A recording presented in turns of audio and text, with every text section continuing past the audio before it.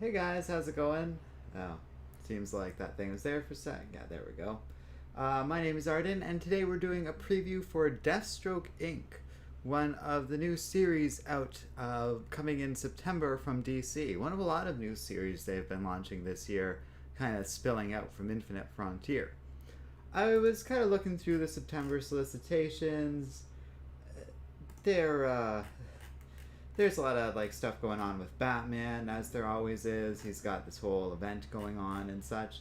But there's this new Deathstroke series that kind of stood out to me, because while we have a lot of cool things like Batman Urban Legends, Harley Quinn's getting her own like series based on the, or like at least a one-off based on her animated series, fun stuff like that.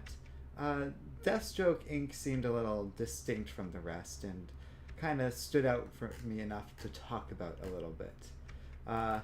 So I got the solicitation right here. That's what I'm looking at right now. After suffering too many losses, Slade Wilson decides it's time for a change. When he's enlisted to work with the ages-old secret organization called Trust, all acronyms, who want to take down heavy-hitter villains, he's all in. They supply him with an all-new team and resources for his new mission into the depths of the weirdest parts of the DCU, or DCU I should say, not EU, including a new partner, Black Canary. Wait, what? Enjoy explosions, kick-ass action, and a new outrageous adventures as DC's meanest oh, maybe I can even show this to you guys. As DC's meanest SOB gets tangled up in a major mystery building in the shadows of the DCU. So, and you can kind of see that. There we go. Story by Joshua Williamson, who I know from like Fantastic Four and a bunch of other random comics over the years at this point. Pencils and inks by Howard Porter, again, also from a bunch of stuff, and then just some variant covers and stuff. So, and those are all the covers and stuff that we have at the moment, and then we'll just flash through the art otherwise. And I read this and was like, this feels a little different than some of the other series. That I was thinking about, like Titans Academy, Aquaman seems to be getting his own series, or like spin-off series, as well as a Black Manta series. They're doing like spin-offs for Suicide Squad, and then also there's this Are You Afraid of Darkseid story that I thought was just a cute little idea that involves a bunch of people, and that looked pretty fun to me. Titans United seems like their own direction or something like that, and then we have stuff like Far Sector or other history of the DC universe getting their own trades, and I was just like, so they're doing all these interesting things, and something about Deathstroke Inc. just read as a little less original and exciting to me. Like, we have Batman in this first issue, as is implied, and then Deathstroke's also supposed to have this team. The only other member we apparently know of so far is Black Canary. So, I have very mixed feelings about this one, because on the one hand, I think about Deathstroke, and I think about a character who usually works best for me as like a Batman villain, or a Titans villain, or something like that, and less consistently works for me as his own one-off character in solo series. I'm not saying there can't be good Deathstroke stories along those lines, I'm just saying this is the general history of the character. So in that line, something different where Deathstroke's leading a team, and even one where he's kind of front and center of it, like Deathstroke Inc., doesn't sound that objectionable to me. On the other hand, Deathstroke Inc., and even the tone of this just feels a little less original to me. It reminds me of a lot of stuff. The most obvious of which is, of course, Batman Incorporated, because obviously Deathstroke Incorporated is a very clear one-to-one of that. Is that going to mean there's going to be other Deathstrokes out there, or people kind of working along those lines? Is he going to get his family involved onto the team, because they all are various iterations of either him or have their own powers? I don't know. And we don't really know a lot from the solicitation yet, but there is all that potential, which is kind of interesting. But then it's like, well, why do we have to call it Deathstroke Inc.? Like, it just feels like some sort of riff on Batman Incorporated. it does also kind of remind me of the Williamson Fantastic Four, where he had them in like red costumes and they were trying different things, but it really just sort of is these run it like became this run of relatively mediocre comics, is my opinion, that kind of had their gimmick that set them apart, ran until they were no longer commercially relevant for Marvel, and then got canceled, which is kind of how I feel about a lot of Williamson books in Marvel and DC. Like, I've read some of his Flash before, and it's alright, but it's never been that fantastic, and I find it very middling, and that's where I start to have a little bit of a concern. Like, oh, is this just a gimmick? Like, front-loading it with Batman in the first issue seems like something along those lines, but the premise itself might be a little more interesting. We've got stuff going with this like larger organization. The Black Canary connection, I think, could be kind of good, but also sort of reminds me of something like Villains United back in the day of Titans history, which I did not enjoy and we'll be talking about one day, actually, and not in a very positive way. So I just have some mixed feelings about it all, mild concerns about what this series could be relative to what we've seen so far. On the other hand, Howard Porter is a pretty fun artist, and sometimes something like that can make a big difference, because part of that villains whatever storyline where Deathstroke was leading a team before had a lot of issues with its artwork. I think it was called Villains United, but I'm not sure anymore. Now I'm all confused. What did I say before? Anyways, so it's not like it's the end of the world or anything like that, but I was a little thrown off by this particular solicitation, and we usually do these previews kind of one at a time and stuff, but I just I was looking at everything else, and I was like, man, there's a lot of really cool and interesting things here. Yeah, there's a new Batman 89 series that'll be starting in August. There's Batman Reptilian by Garth Ennis. The stuff from both the Harley Quinn animated series, but they're also doing stuff from the 90s Batman animated series. All these interesting ideas. And even Batman Superman, the series, is going in interesting directions right now. I'm literally just flipping through the solicitations, kind of giving examples of why I feel this series contrasts a little bit, and sort of throwing out other examples of stuff that kind of stand out as a little more interesting for me. Crush has her own series with Lobo at the moment by Mariko Tamaki, and she had some really fun books that came out of DC in 2020. A lot of interesting little anthology books and stuff. So all these things that I'll probably be checking out and will likely be going into in the future. But I just wanted to kind of give a sense of where DC's at. And in some ways, while I am coming out down a little bit hard on this Deathstroke series, these are just my honest opinions of something that's going to be coming out quite a few months from now. So I don't want to overplay anything I'm saying here. But also, if you can't tell, the overall tone in terms of DC Comics and what this year is shaping out to be in terms of what comics we're getting is largely optimistic. I think we started things off pretty strongly with Future State and had a lot of cool ideas, and they're continuing on with that experimental sort of brand that they've taken on with Infinite Frontier, in a way that I think is largely positive. It seems mostly a step in the right direction, broadly speaking, for the company, especially in light of all the cutbacks they've had to endure. It's nice to have a somewhat hopeful tone and somewhat hopeful thoughts for DC in general.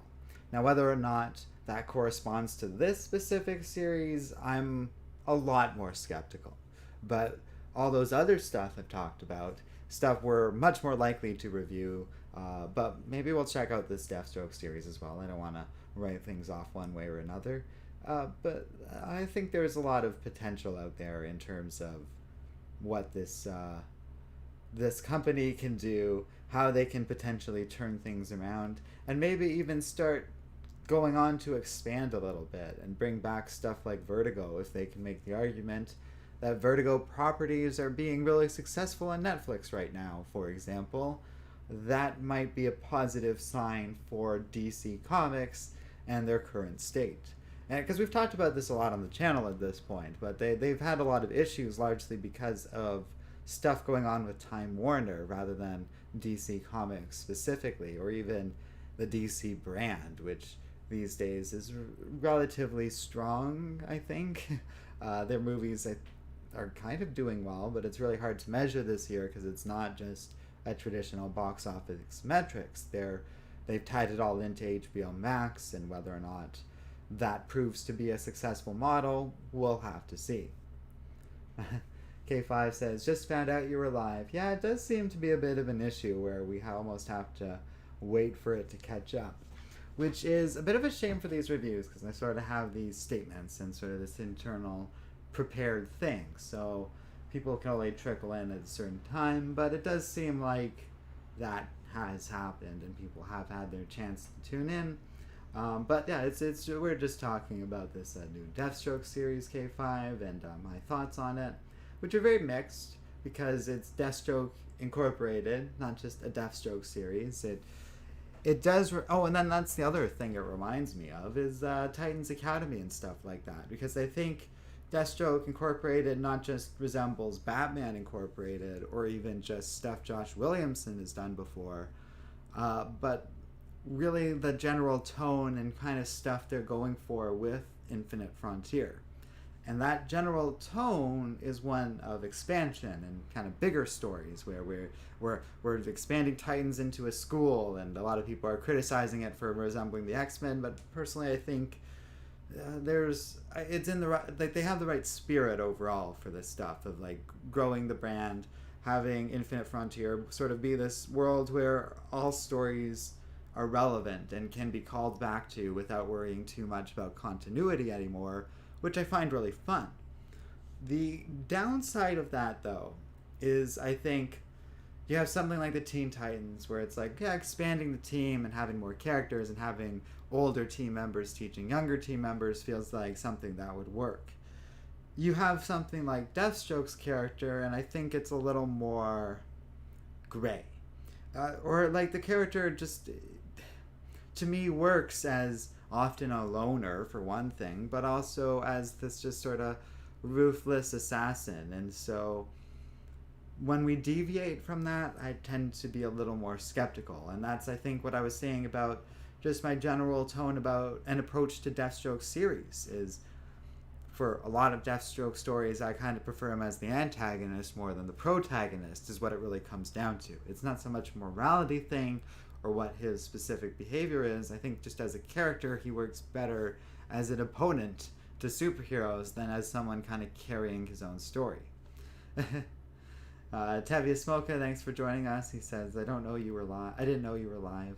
Well, yeah, we were just saying that because K5 also said that earlier too, which is interesting. So a lot of issues with YouTube and stuff. So I guess I'll let people trickle in. I'm not really going to repeat myself too much, especially if it's just going to be piecemeal people joining us. But, well, and that is unfortunate. Tevi says, any opinion on Nick Spencer leaving Amazing Spider-Man? Because for me personally, in my opinion, I'm disappointed. Well, it is interesting. Nick Spencer certainly had a lot of potential to sort of take Spider-Man in a new direction away from some of the mistakes and everything that's been going on, or wrong, I should say, since like Dan Slott took over. And he kind of did that.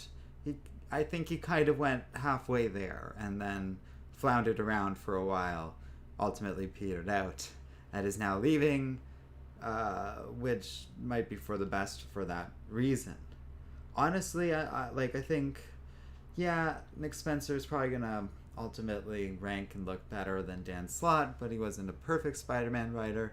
But at least he's not taking the series and holding on to it forever, like Dan Slott did, and just staying with it for years and years and years. I would rather a writer not overstay their welcome, even if there's room for growth or doing something different. And maybe we can find a writer with a real voice for the character or something that can just kind of, I don't know, breach whatever dam modern Spider-Man keeps hitting that makes these comics kind of feel lackluster or lacking something. Tevi says, my hope is at the end of this run he will probably finally bring back the marriage between... Okay, yeah, but I doubt it. That's the same naivete that enforced too much enthusiasm early on in Nick Spencer's run. They're not gonna... I would be shocked, but I seriously doubt that's the case, because like fans can just... It feels like we're just hoping for it over and over and over again at that point, and I don't think it would be done under that circumstance necessarily, although it depends on what the next writer wants. These conversations are often had between writers until the next one, but it just, yeah, that just felt, Tevi says, what happens if they actually do it? Not well, then the new writer takes over and maybe they want to write it like that, or maybe not. I got a big raised eyebrow to it happening though, because anyways, well, I don't even know why we're talking about this, because we're off topic and I have Spider-Man comics to talk about in the future, so we'll leave it at that. But I will say, okay, I'll just go through what's in my head right now. Like, we don't need to be one note as fans. I've said my piece on One More Day, and honestly, unless I have something new to say about it, I'm just gonna skip right by it. I don't mean to get hostile about it, Tevye. It's just that's my thought on it. But anyways, we'll see you guys next time. Thanks for watching, and have a good one. But yeah, no, it's all good. I'm not like upset or anything. It's just like, okay, I guess we're done talking about Deathstroke, and yeah, have a good one, guys.